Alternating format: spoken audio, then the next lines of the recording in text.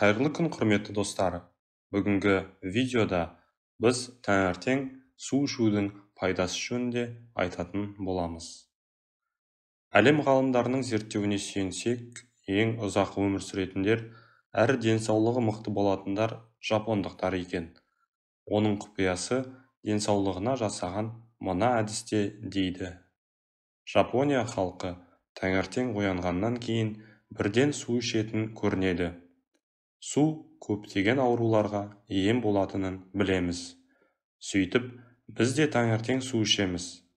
Бірақ бұны бұлжытпай орындайтындар өте аз. Өздеріңізге мәлім, су бас ауруларын, жүрек проблемаларын, бронхит, ас қорытуды және басқа ауруларды емдейтін сиқырлы күш. Бірақ жапондықтар тек су ішіп қана қоймайды. Міндетті түрде мына үш затты қосады екен. Достар, осы айдың аяғына дейін каналды 5000 жазылушыға дейін жеткізуді жоспарлап отырмыз. Сондықтан каналға жазылуды, лайк басуды және қоңыраушаны басуды ұмытпаңыз. Сіздің кішкене ғана әрекетіңіз бізді жаңа пайдалы видеоларды сіз үшін шығаруға шабыттандырады. Лимон мен су. С дәрумені мен калий элементінің қайнар көзі болып табылатын лимон мыңдаған дертке дауа.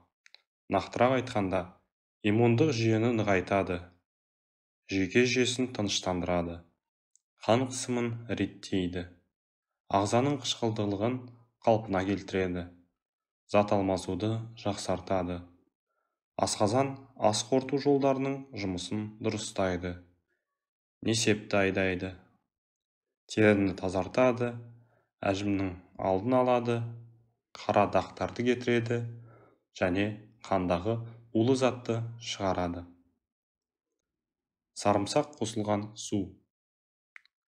С және В6 дәрумені мен марганец, селен, мыс, кальций, калий, фосфор элементіне бай сарымсақ көптеген дертке дауа. Әсіресе ағзаны бактерия мен вирустан қорғайды. Жүректің жұмысын жақсартады. Қан тамырларды тазалайды. Қанды сұйылтады. Беттегі әжімді бөртпені кетіреді. Ал сарымсақ қосылған су, суық тию, тұмау, бронхит, мұрыннан су ағу, тамақ ауруларын емдеу, иммунитетті көтеру, ағзадағы артық холестеринді шығару, қан қысымын реттеу және онкологиялық аурулардың алдын алу сияқты миссияны оңай орындайды. Сарымсақ қосылған суды дайындау әдісі. 1-2 тіс сарымсақты қабығынан тазалап, езіп аласыз. Сосын эмаль ыдысқа салыңыз. Оған 4-5 тамшы зәйтүн майы мен 1 стакан су құйып, отқа қоясыз. 50 градуста қайнатыңыз. Осыдан соң 2-3 тілік лимон шырынын қосып, 15-20 минут бетін жауып қоясыз.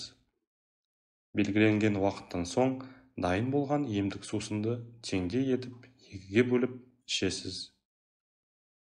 Бұл сусынды кімге ішуге болмайды?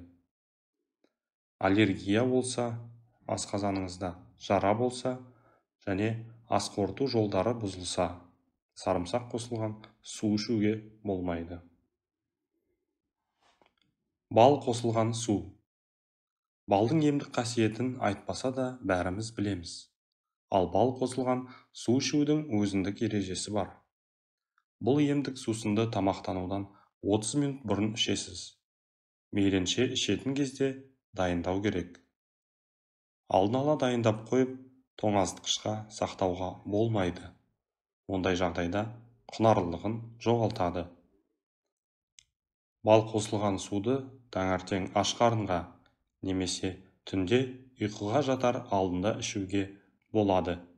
Өйткені бал ұйқы шақыратын қасиетке ие. Дайындау әдісі. 30 грамм балды 1 стакан жылы 36-37 градус суға араластырып, ем ретінде ішесіз. Бар болғаны осы. Сонда қан қысымы реттеледі, жүйке жүйесі тынышталады, ағза дәрумен мен минералды затқа бай болады, ағзаны қуаттандырып, жұмысқа қабілетті ашады, метаболизмді дұрыстайды, асқазан ішек жолдарын жақсартады, ағзаны токсиннен, бос радикалдардан тазалайды, суыққа қарсы күреседі, және де бас ауруын қойдырады. Міне, бір стақан суды мың бір түрлі дертке дауа болатын керемет қасиетімен таныстық. Ендеше ерінбей ем ретінде қабылдауға асығайық. Құрметті достар, мақала танысу сипатына ие. Сондықтан кез келген жағдайда дәрігермен ақылдасуыңызды сұраймыз. Біздің видео ұнаған болса, каналға жазылуды, лайк басуды және қоңыраушаны басуды ұмытпаңыздар. Осы видеоны туыстарыңызға және достарыңызға жіберіп, олардың да дені сау болуына өз септігіңізді тигізіңіз. Деніңіз сау болсын, ауырмаңыздар.